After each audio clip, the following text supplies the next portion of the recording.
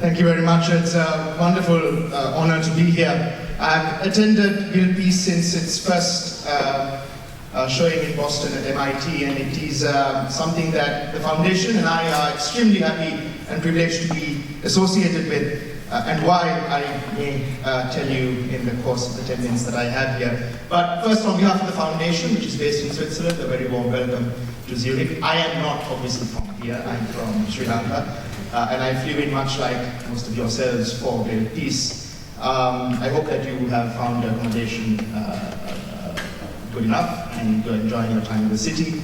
Last night's street food festival was absolutely fantastic. I was absolutely delighted and quite surprised to see a Sri Lankan street food place, which I actually then sent my friends, and they kept asking me how the quality of the food was. The foundation does two things. We are interested in, well, pretty much everything that we're talking about over the course of these couple of days. And I say before the hashtag because the foundation really has been working on these issues for over 10 years. So before it became fashionable to say that we were working in peace tech, the foundation has been engaged in problematizing, critiquing, and helping in a small way, in a Swiss way, I suppose, the debate around the use of technology in what we are engaged in. As of a few years ago, the foundation is also extremely interested in leading some of the work on cybersecurity at intergovernmental level with the UN Security Council as well. And colleagues in the room are working on cyberterrorism and increasingly also countering violent extremism and prevention of violent extremism. So that's what the foundation does in a nutshell. I won't talk much more about it because you can go to the website and check it out. My own work in Sri Lanka for about 14 years has been trying to use technology. Sri Lanka went through a very, very violent conflict. We are still, and we will for the next couple of years, be engaging with that violence. The war ended in 2009, but there are, as you may know in this room, enduring consequences out of a 27-year-old war that saw 80 to 90,000 people killed, and about that same number really enforced, in terms of enforced disappearances, people who have just disappeared. So my work has really focused on how technology can help strengthen narratives and communities that are marginal or have been forcibly raised or violently raised. And I work on a range of technologies. Right now I work in the domain of civic media, but I find myself now increasingly working on a new constitution for the country, the referendum of which we will see early next year. So, I've been working on some of these issues that we will be talking about for a number of years. And I say that because right now in 2016, it's quite the social and political cachet to say that you're working in peace tech. It's a calling card, it's nice, people smile and they ask you to dinner. They ask you out for drinks, they buy you drinks. They say, you're helping save the world, you bring peace. So it's good optics. Now I'm not damning any of you in the audience. I think that there is a real good intent behind this. There's a lot of goodwill. People want to see peace. Who doesn't want to see peace? But at the same time, I think part of what this conference is so interesting is, over 3 years, and certainly no exception this year, it asks hard questions. What does that mean? What does it really mean to be engaged in this field and to do what we do, how we do it, and with whom we do it, and why we do it? So there are questions and concerns about optics and what real interest we have in it. And fundamentally, it's that Ai Weiwei art. It's a CCTV camera sculpted out of pure marble.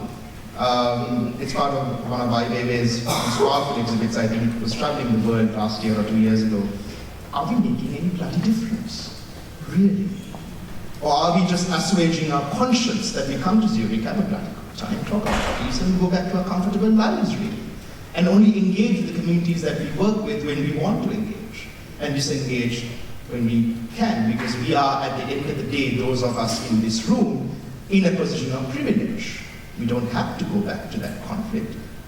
We can choose to disengage.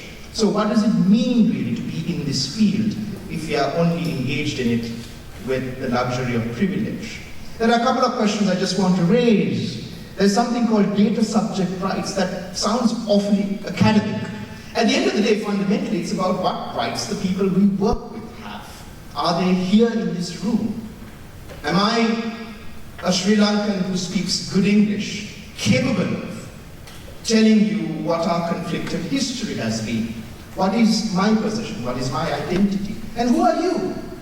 Most of you from Europe or the United States, to go into these contexts of conflict and assume what you assume. Who are we? What is our privilege? What is the power? What are the politics? What are the gendered concerns? Are these things that we should be also looking at? That's a René Magritte painting. And it's part of a series, and it's interesting for me because you see what is in front of you, but the apple hides the subject. And is that something that we need to be careful of as well? In fact, there's another painting that has a dove in front of the man who wore the hat, which I think is far more resonant than I tweeted earlier this morning.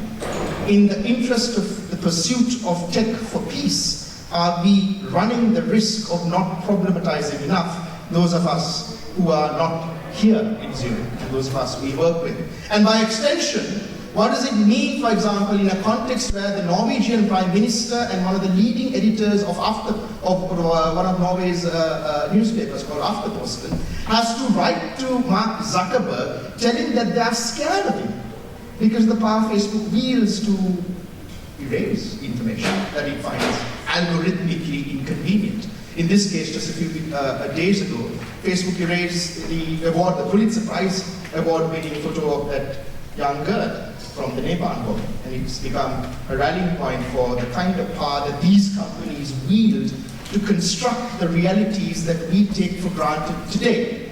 And if our peace tech is based in one way, shape, or form or another around these technologies, what does that mean when we go forward into the future, relying on corporate largesse that is often projected as benevolence? In 2014, in all seriousness, Airbnb said that it should be nominated for the Nobel Peace Prize.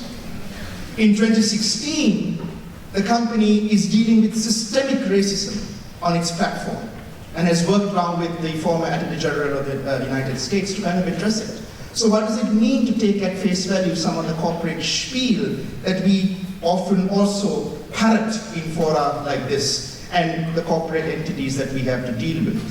What does it mean for us? And what does it mean for them? What does it mean for us to be here? Now, when we talk about power brokers, we always like to project it as something that is outside. We talk about telecoms companies, we talk about people in power, we talk about people in government, we talk about people who have been voted in, we talk about dictators, we talk about companies like Facebook. But what about us? Are we not also power brokers? We are here. We are communicating on behalf of the people we work with. We talk in English. We are from a power elite. We can afford the international flight to come here, we can afford Zurich. What of the people who are not here? And who are we to speak on behalf of them? Have they told us that we can speak on behalf of them? Where is the agreement? Where is the social compact? Where do we stop and where do we say, no, this is not my story to tell? Or is it always the case that we assume as a consequence of being engaged with the people we are trying to help, that we can also speak on behalf of them? And by extension, what does that do to our tech peace design? What is the architecture of a technology that democratizes the voices that speak around conflict? And should we be concerned about that? And that to me speaks to something that all of Europe and the United States and the United Nations and many governments, including the United States, seem to be really engaged in, which is the prevention or the countering of violent extremism. And around all of the technology that I've seen on this score, something that really is curious to me is that it's a technocratic approach to what is a socio-political, cultural, religious, contextual problem. We assume that our thumb swipe and our finger presses and our phones and the web and a hashtag and a platform or a tool is immediately and enduringly able to solve the challenges on the ground around extremism. Now, none of us really want to actually engage with that anymore. How hard it is, how difficult it is, how there is no guarantee of success, how without really addressing the politics of context, you can't assume that technology is really going to solve anything. So what I bring this slide up as an example of is that sometimes what we do is episodic. Some of you in this room are here because this is a rising trend. Let's be honest about it. Your heart's not here. Your heart's here, you are here because it's convenient in terms of the politics of optics to be here. and to be associated with the crowd, if we are entirely honest with ourselves. And what is then next year going to bring? A new acronym, a new hashtag. I think we need to get emotional. I think we need to understand that we need to have the humility that we may not have the solution. And that all the hacking attempts that go on here, which are absolutely fantastic by the way, which are commended as well, so it's not a reflection of what's happening here, but that technology that does not speak to the heart cannot bring peace. It's not an intellectual exercise. You take any successful attempt at engaging a community, and if you don't speak to their heart and you only appeal to their mind, it's not going to work. Peace starts here, and that is what then is understood here. If you only engage peace as a technocratic exercise, I don't think it stands much chance of success. Finally, I'm interested in this, more broadly speaking, because of three things. I'm fundamentally an activist back home whose work has been anchored to rights. This is not a passing fad for me. It was not convenient to be in Sri Lanka at the time that I was and many others were because of what we did, what we said, and what we stood up for. So technology is not why I'm here. I'm here because I have an interest in rights and the rights of those who have been violently eviscerated from the history of my country and so many other countries around the world. I'm here because of a fundamental issue this time around ethics, what it is to do what we do, and how we do it, and who we do it with, and why we do it. Why are we here? And what do we do with the communities that we work with in terms of ethics? And there are some really interesting questions that Just Peace Labs, which is here, has raised in a blog post of theirs, which I commended them for, which I think are questions worth engaging with. And fundamentally, really, at the end of the day, it's not about, I must be honest with you, it's not about anything that I do or the foundation does, or quite frankly, anything any one of you will show here, much as the technology itself will be interesting. Peace for me is not something that you can copyright. It's not a brand, it's not a trademark, it's not a logo. It's something about dignity. It's about giving to people the dignity to have the identity that they want to.